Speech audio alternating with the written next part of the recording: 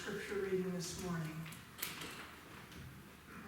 So this is scripture reading, Mark 10:46 through 52. They came to Jericho. As he and his disciples and a large crowd were leaving Jericho, Bartimaeus, son of Timaeus, a blind beggar, was sitting by the roadside. When he heard that it was Jesus of Nazareth, he began to shout and say, "Jesus, son of David, have mercy on me." Many sternly ordered him to be quiet, but he cried out even more loudly, "Son of David, have mercy on me." And Jesus stood still and said, "Call him here." And they called the blind man, saying to him, "Take heart, get up, he is calling you." So throwing off his cloak, he sprang up and came to Jesus. Then Jesus said to him, "What do you want me to do for you?" The blind man said, "My teacher, let me see again." And Jesus said to him, "Go, your faith has made you well." Immediately he regained his sight and followed him on the way. Amen. Amen. Thank you, Linda. That was beautiful. So I just want to flag, I didn't put it in the sermon, but hello! So Bartimaeus, bar means son of. So what the scripture says is, as they were leaving Jericho, Bartimaeus, son of Timaeus, so it's basically the same name twice. Timaeus means man of honor.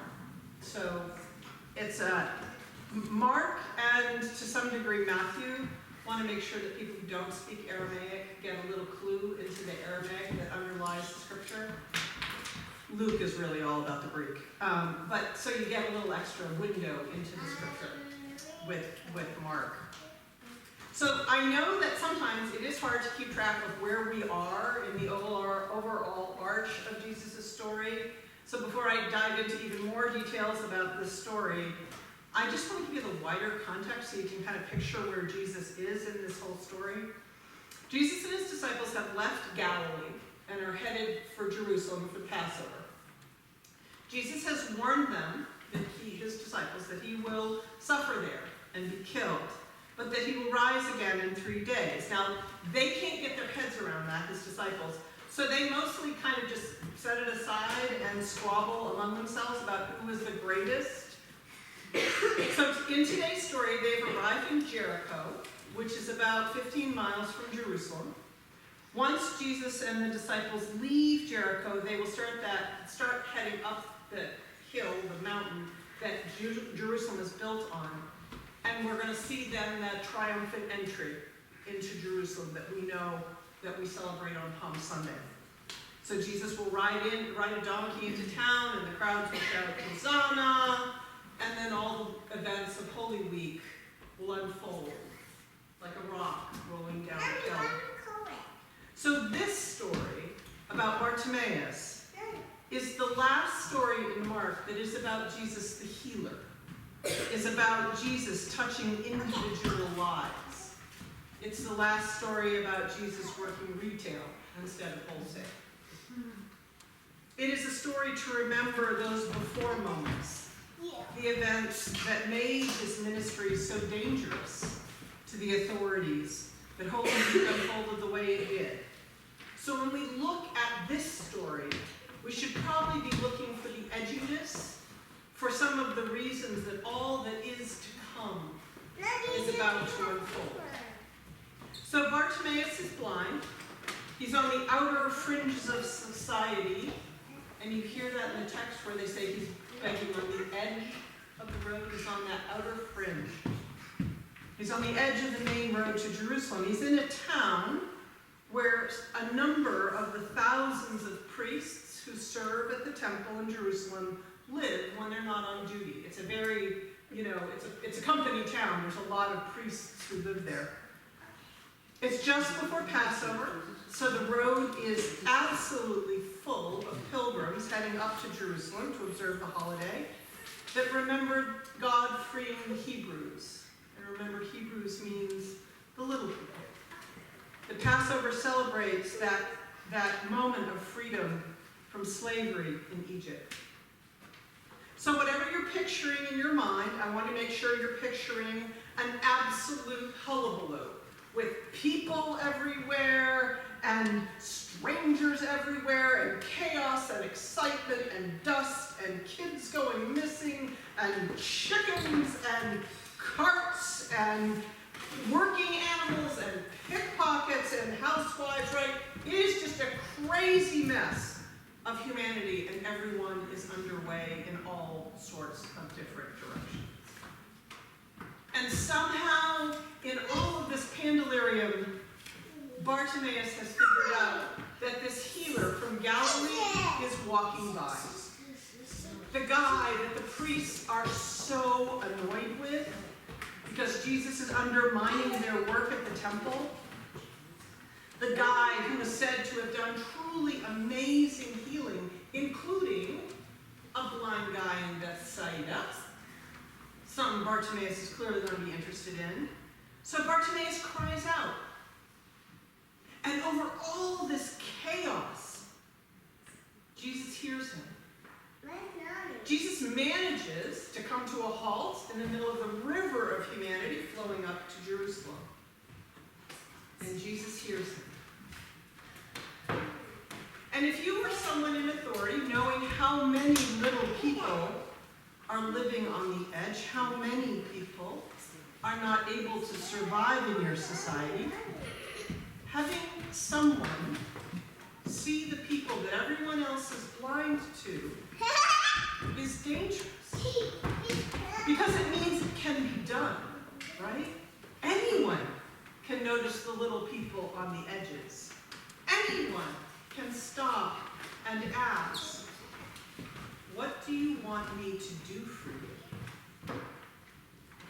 And that means someone has seen through the intentional blindness that you've been cultivating to keep everyone from noticing the people on the edge. And then, once some hick from the sticks, some carpenter's son from Nazareth, sees a nobody on the edge of the road, well then, sure, everyone else will notice that guy. But they know what to do. They tell the guy, right, to pipe down. You're not supposed to get in the way. And if you are someone in authority, that is exactly what you want to have happen. You want the social pressure on the people who are all but invisible on the edge of society to keep them that way.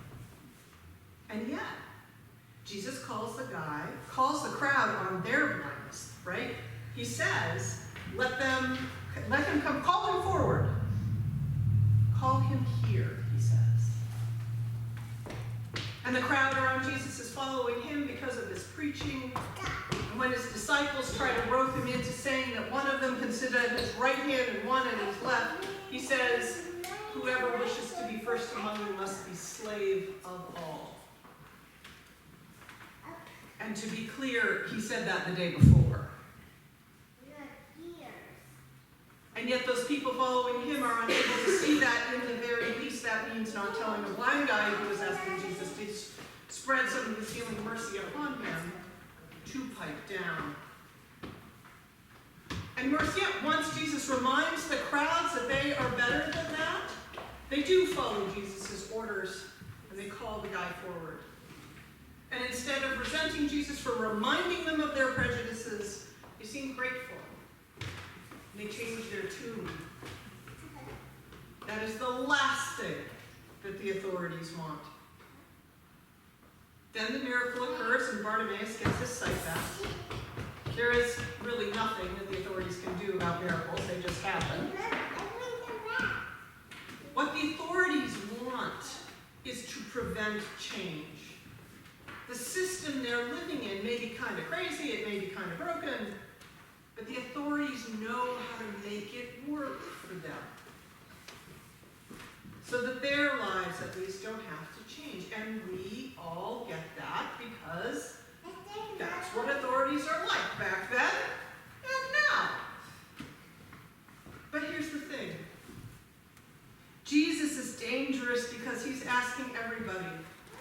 every single body he meets with. In all of that hullabaloo of humanity surging up to Jerusalem, Jesus is asking everybody, what's in their blind spot?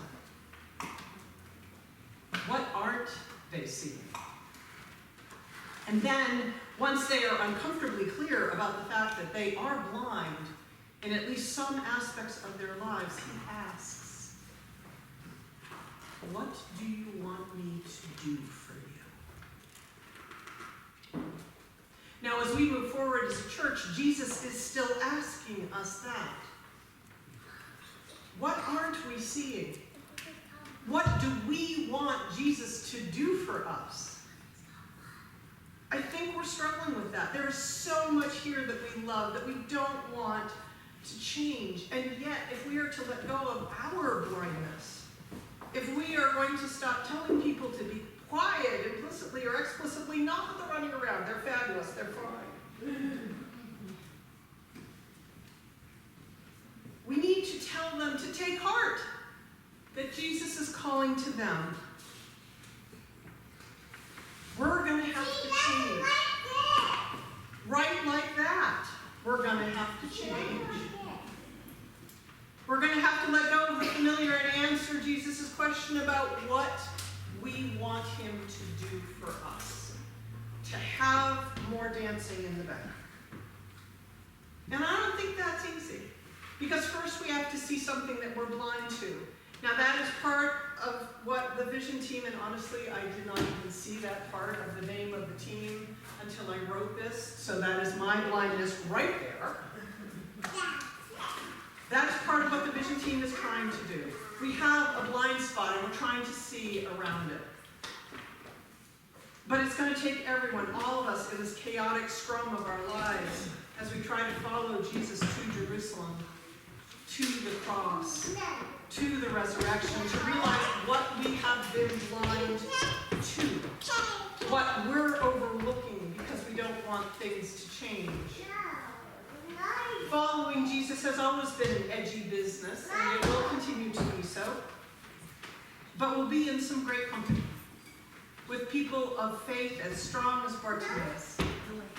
As blind as he was the first one to see that Jesus was the Son of David, that Jesus was the Messiah, who would change everything and not leave a single anybody, a single nobody, a single body alone on the side of the road.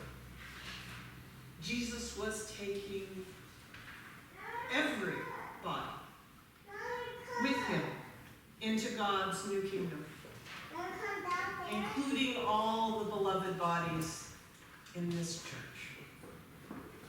So let us sing together. We saw it all by the Booth Brothers.